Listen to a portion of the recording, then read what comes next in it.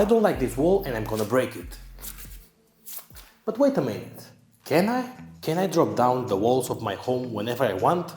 Well, it's not that easy. In this episode of remodeling my home, we're gonna make a hole in this load wall. But first of all, what is a load wall? And what types of walls we have and how to make the difference between them. And in case that we can make a hole in this wall, how is that process? I'll show you that in this video. That being said, let's get started.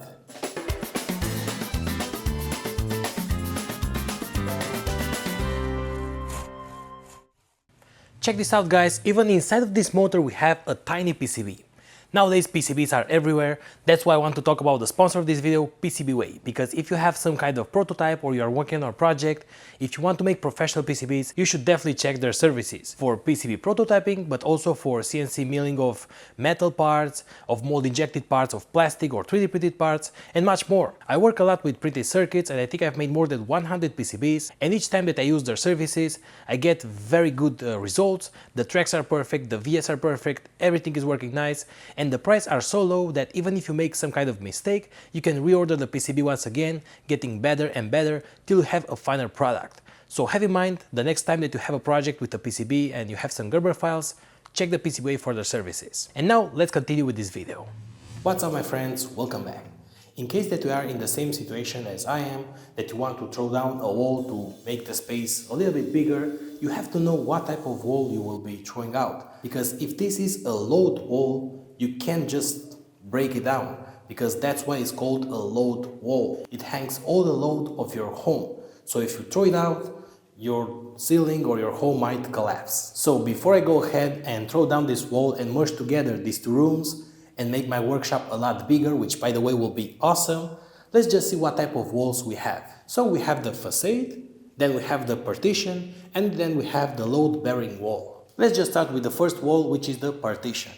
And the main function of this kind of wall is to divide the space inside of your home. It has no structure or function, so basically it's just a piece of wall that will divide the space. And as you can see, they are quite thin and not that strong. So you can throw this out completely and nothing will happen, because it's not hanging the wall, it's not hanging the ceiling, not the floor, it's just dividing the space. And by the way, in just a moment, I want to throw this partition out because I don't want it, and also some other walls that are inside there, because I want to merge all the rooms together and have a big workshop.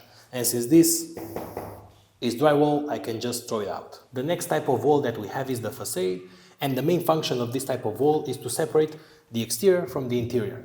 And it's not expressly a load-bearing wall, because usually nowadays you have a column of concrete, and then the wall could be made up of bricks or any other material, and it's not that hard. And basically we have inside insulation, the wiring, and that's the main function, just to insulate the exterior from the interior. It could be insulation for sound, for thermal insulation, and so on. So that's the main function. But usually we don't want to throw out the wall of the facade, because that's what's keeping out from the interior to the exterior. But in this case they did, just to add a huge window.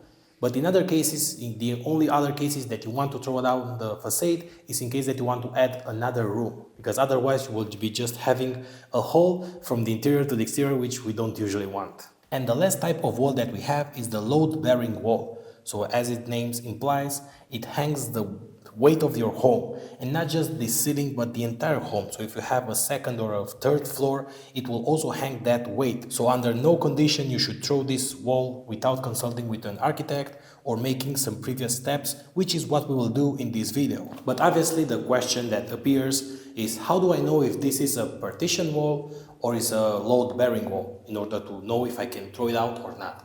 Well, there are some indications. For example, there are some direct ones. If you have the plans of your home, for sure you will see it. In my case, all the hangings of the ceiling are ending here. So for sure this must be a load-bearing wall, because otherwise the entire ceiling will fall. But if you don't have the plans of your home, as I do, how could you know if this is a load-bearing wall or not? Well, let me just tell you. And the first clue to know if this is a load-bearing wall is the thickness, because usually a partition wall could be like even 4 centimeters, 7, or maybe 15 centimeters, which is not that much. But usually a load wall will start in a minimum of 15 centimeters, but it could reach 40, 60, or even more. So it should be a very thick wall. Another clue should be the density. If you just poke around and see bricks which are 100% density, 100% fill, that should be an indicator that it might be a load-bearing wall. Otherwise, if you find bricks with holes in it or with air gaps, that should indicate that it's not a load-bearing wall, because it will not withstand the pressure. So if you poke around and you find a fully density wall like this one, by the way, the sound should also help you out, because as you can see, it sounds filled.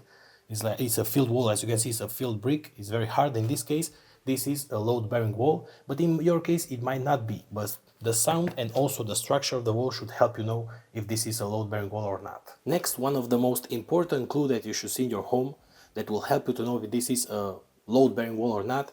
If you see any beam of your home hanging on top of any wall, directly that wall should be a load-bearing wall. Any structural part of your home that is placed on top of a wall directly will make that wall a load-bearing wall. Otherwise, why would you sit something that is structural to your home on top of a wall that is not a load-bearing wall? So in this case, as you can see, I can see the beam of my home that sits on top of this wall. So this wall will be 100% a load-bearing wall. Other two good tips to know if this is a load wall or not is the position and also how old is the house. And for the position, for example, if this same pattern is repeating downstairs and upstairs, it might be a load wall, because if you are making a partition wall, it's not always in the same position. Maybe you have a bathroom upstairs, but you don't have a bathroom downstairs. But if you have the same wall repeating here and upstairs in the same direction and parallel one to each other with the rest of your home, it might be a load-bearing wall. Also, if you have a wall that's neighbor with another wall or on the exterior of your home, that also might be an indicator that it should be a load-bearing wall. And the other tip about the age of your home, usually a few years back, actually a lot of years back, all the homes were made with stone. So if you have a house that is made of stone without concrete or without concrete beams, it might be that all the walls are load-bearing walls. So if you take one out, the house might crash. So also by knowing how old your home is, you should know that your wall might be a load-bearing wall or not. So these were only tips for you to know if this is a load-bearing wall or not, but sometimes you might have to get a little bit ingenious and maybe make a small hole in the wall, because sometimes you might have a double partition. So you have two walls together with maybe a column inside, so that is not a load-bearing wall, it's just a double partition wall. Or sometimes you have different types of bricks, so you might have to make a small incision, a small hole in your wall in order to see inside and see the thickness and the used materials. Okay, so we have finally decided, or maybe the architect decided, that what we have is a load-bearing wall. So for sure we can't throw the entire wall out, but what we can do is to make a hole in it. But in order to do that, we have to swap the load of the wall with a load beam. So what we will do in this video is to make a small hole just below the ceiling, place a beam there, and once the beam is in place and it will hang the entire load of the wall, we can throw it out. And that's what we will do. But before we make the hole and insert the beam into that hole, we have to add these load struts all around. In my case, I have beams on both sides of the wall. So I will add a few of these struts here and a few more in the other side. If you can find the beam of your home directly, it is a lot easier to just add a thick wood board in between. So add it like this, parallel to your wall that you want to throw out, and then add these struts and make sure that they are tightened and that they will hang the entire ceiling. Otherwise, when you will be making the hole to insert the beam, the ceiling might collapse on top of you. So it's very important to add a few of these to hang the entire structure while we are working. By the way, this is not a real beam, it's just a fake beam to cover some tubes. Anyway, the amount of struts that you might use depends on the thickness, the width of the hole that you want to make. In my case, I want to use a 3-meter beam, and the hole will be 1.6 meters. So just by adding 3 or 4 of these hanging struts on each side is more than enough. Once you make that first step, which is to support the ceiling on both sides, we make a very small hole just below the ceiling, big enough to fit the beam that we have. In my case, I have a concrete beam. We fit it inside it, we push it against the beams that we already have on the ceiling, and then we add something in between, maybe some bricks. And once it's in place, we add some paste and leave it to dry a few days. Don't worry, this is not the final position, it's just to show you how to place it. Anyway, the thickness and the material that is used for your beam must be selected by an architect, or maybe using one of those calculators online where you place your thickness of your wall and the material that your house is made and how much weight it should withstand. And in our case, the architect already told us what beam we should use, because you have to select the armature that is inside of the beam, the concrete or the metal that you are using, and make sure that you are selecting the good one. Especially in my case, I already know that in the future I want to add another level to my home, so I have to make sure that this beam will withstand the first level and also the second one. So I have to have that in mind. Okay, so now we are on step 3. We have the first step to put these supports to hang the ceiling. The second step is to make a small hole and fit our beam inside of that hole and maybe add something very strong below, and then with some paste we fit it in place. And once it's dry, we can make our hole. But when we make our hole, we have to make sure that at least 30 centimeters on each side of the wall will still be below your beam. So the beam will hang on top of that wall. So remember, a minimum of 30 centimeters on each side. That's why in my case I have a beam of 3 meters and then the hole will be only 1.6. Maybe I will cut the beam just a little bit shorter because 3 meters is too much, but at least 30 centimeters on each side of the wall should be below of your beam.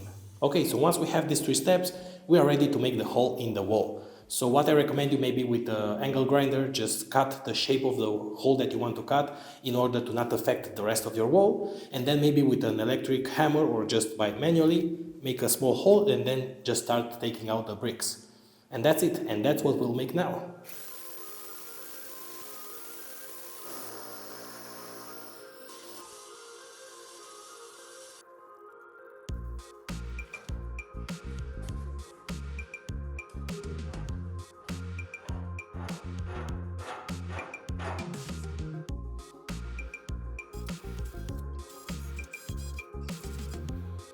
Look at all the mess. So we finally have the beam in place. I've used the smaller one finally in the end. And now we'll add some small supports with the hammer just below the beam, so we'll push it against the ceiling as strong as possible.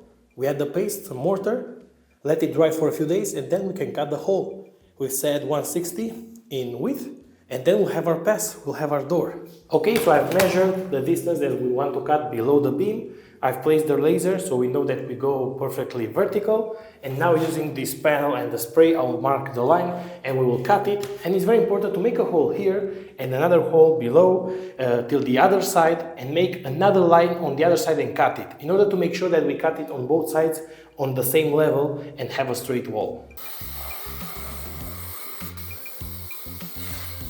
And that's it, we have the 2 lines, we have the same on the other side. We cut it on both sides and then we break the wall.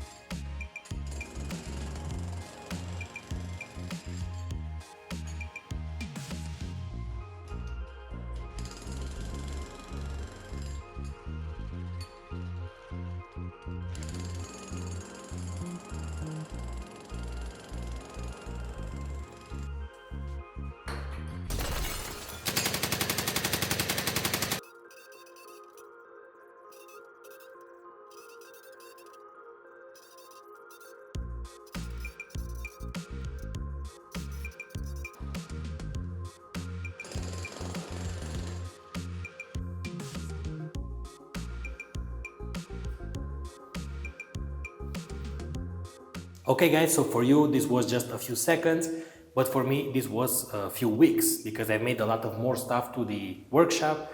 But anyway, the project of the beam, of the structural beam is ready. It was approved by the architect. We've made a hole, I've cleaned all the rubble, I've also painted. But this could be like a finished project. The only thing that you could still do is to maybe fill the beam with some cement, because structurally it is okay, but visually it's not that good because it's still ugly. You can see the beam. In my case, what I've decided for the brick wall is to, instead of fill this with cement, which is a lot of work and it will dirty my floor, which is a new floor for now, I will buy a special membrane, a special plate, which will be screwed on this side. It is elastic, flexible, so it could pass to the other side, and screw it on the other side. And like that I have the wall cover, and maybe the only thing that I would change is to fill with cement, with some mortar, the top part and paint it. And that's it. This should be like a finished project. So guys, that's it. I know that for you this was just a few seconds, but for me it was a lot of work. As you can see, I have a new floor. I've painted the walls, there are a lot of updates for my workshop, but this project is ready and is not that difficult. So first of all, make sure that if you want to make the same project, you first ask an architect about your own home, because each wall will be different. It's very important to know how much load the beam should withstand, so the architect should make the calculation for you, and then just make it. So I hope that this video will help you understand why we do this and how we do it. So maybe you could also make a hole in a structural wall inside of your home. Also, safety first, so ask an architect first. And that's it. If this video helps you, maybe give a comment below or a like, or maybe share this video with anyone, because in that way you can help my channel. So that being said, thank you very much and keep up, you guys. So guys, here I am in my workshop, another video that ended. I hope that you like it, and the most important part, I hope that you have learned something new. Anyway, I just wanted to give a thank you to all my patrons, to you guys, to the viewers who are supporting me, liking my content, sharing it, commenting below. Just check my website, check my shop, check my t-shirts. All this kind of stuff will support my channel. So thank you very much once again.